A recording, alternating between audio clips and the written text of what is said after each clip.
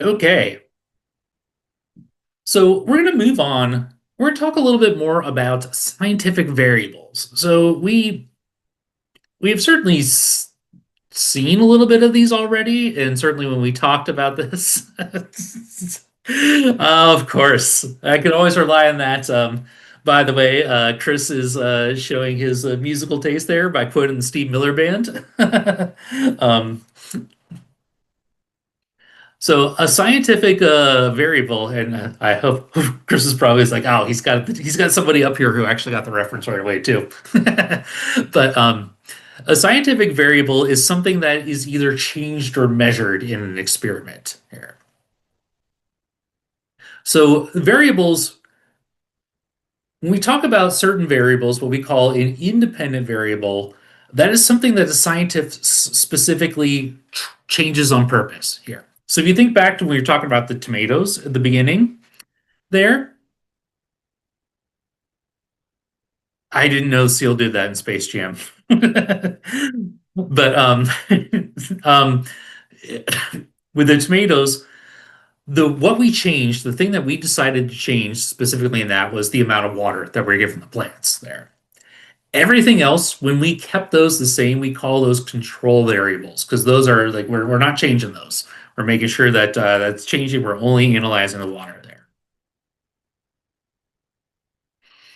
So we always want to think about when we have different experiments, different trials in an experiment, what is different between them? What was purposely set up different so we're trying to find the effect of it. And if you say have other variables at play, you don't specifically control things enough there, then you're not going to actually know what's changed everything. So if I said like, hmm, well, I want more tomatoes, so why don't I come here and I'm going to give it more water. I'm going to put it in a different place. I'm going to give it a whole bunch of fertilizer, try some other things here. Um, uh, well, if we get more tomatoes, we're not going to actually know which one of those, or if it was some combination of those, actually led to getting more tomatoes there. It's so this is why when we talk about controls, we want to only test one thing at a time, so we can specifically see that effect there.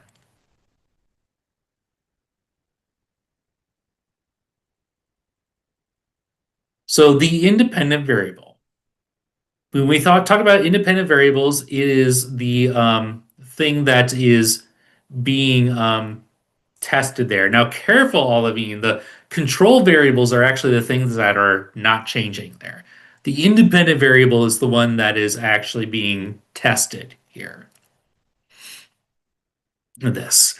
And yeah, it's a lot of terminology to throw out here with this. But controls don't change, independent variables do change. That's what we purposely change here.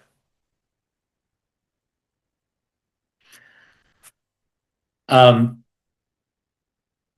so when we change the experiments there, if you're presented information more often than not, so this is going to be in that x-axis or the horizontal axis of a graph here, or a first column of a table. Dependent variables, on the other hand, this is what the scientist measures here. And this can actually be more than one thing here, but it's anything that potentially changes based off of the other thing that you change there. So if you say are preparing different solutions of a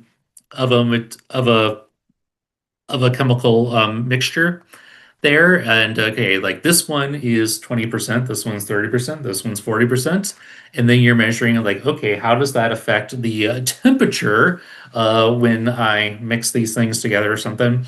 There, you would be measuring the temperature there. And so that would be the dependent variable. So it's the thing that potentially changes there. This would be in the y-axis.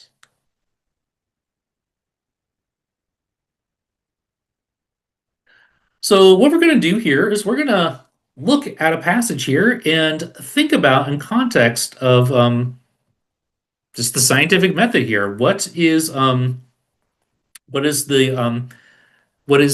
issue, the problem that the or the phenomenon that is being observed? What is a hypothesis? How are they starting to test it here? So take a read through just the first paragraph up here. Oops, sorry about that. Just up through here. And the question Chris and I have is what is the phenomenon? There. Yes. Have I misspelled that more than a few times? Yeah.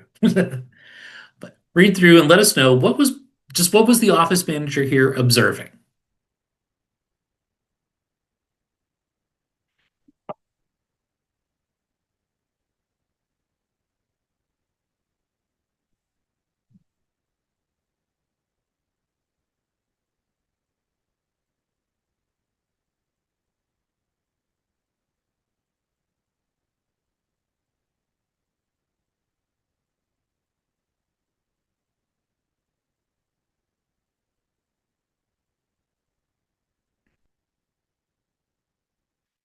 Yeah.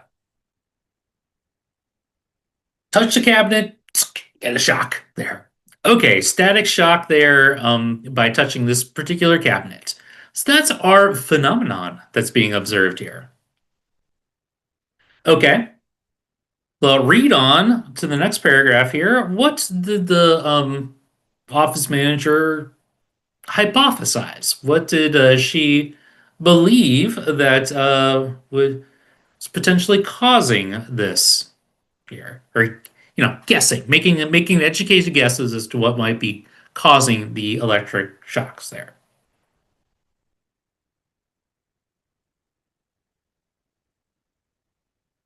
Yeah, different materials of clothing here. Okay. So the office manager wears nylon, and the assistant wears cotton. So probably guess like, okay, well, maybe it's the nylon that's making me get shocked here.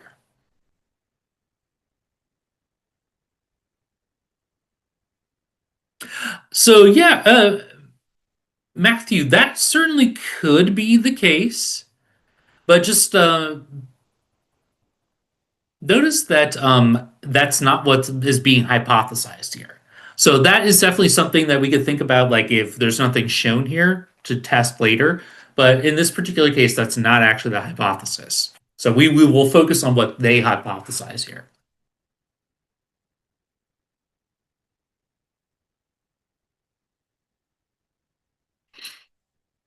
Okay.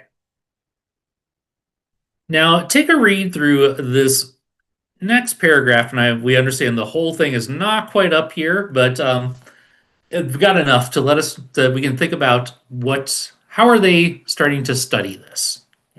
How are they going to test this?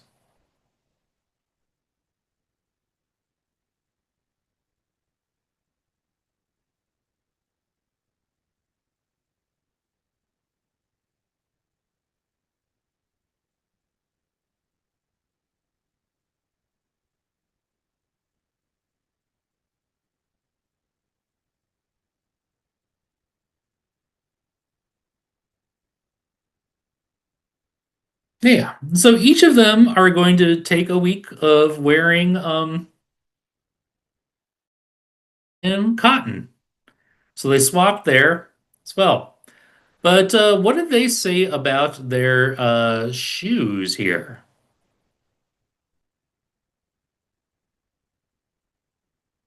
Yeah, those are going to be the same. So the shoes are a control.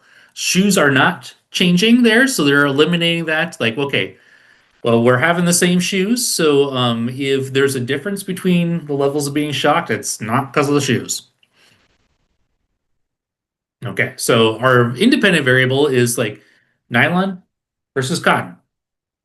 That's fine. And variables don't have to be numbers here. They could literally be just material, nylon, cotton.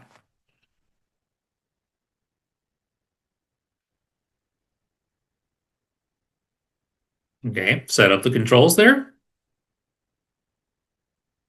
Now we're starting to collect data as well. And because this the way this cuts off here, during the experiment, both the office manager and assistant recorded the number of times they touched the metal filing cabinet each day and the number of times they were shocked. So they're collecting data.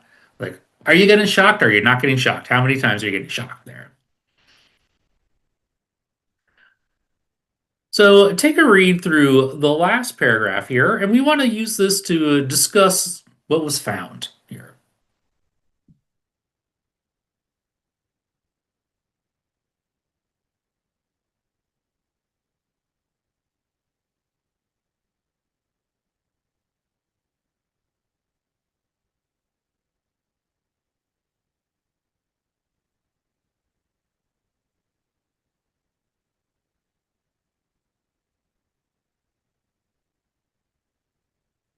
Yeah, and I'm just going to label these as N and C, just to match them up with there. But oh my gosh, when the assistant had nylon clothing, the assistant was getting lots of shocks. When the office manager had nylon clothing, the office manager was getting lots of shocks. But when they were each wearing cotton, they weren't. So hypothesis supported. Notice we're not saying proven, but the hypothesis is supported here. It measured the number of shocks, and the results suggest that the hypothesis is supported here. Oops. Okay, so we got a good sense here. We saw the full range of the scientific process here. Um, Problem, hypothesis, design an experiment, get the data, reach a conclusion.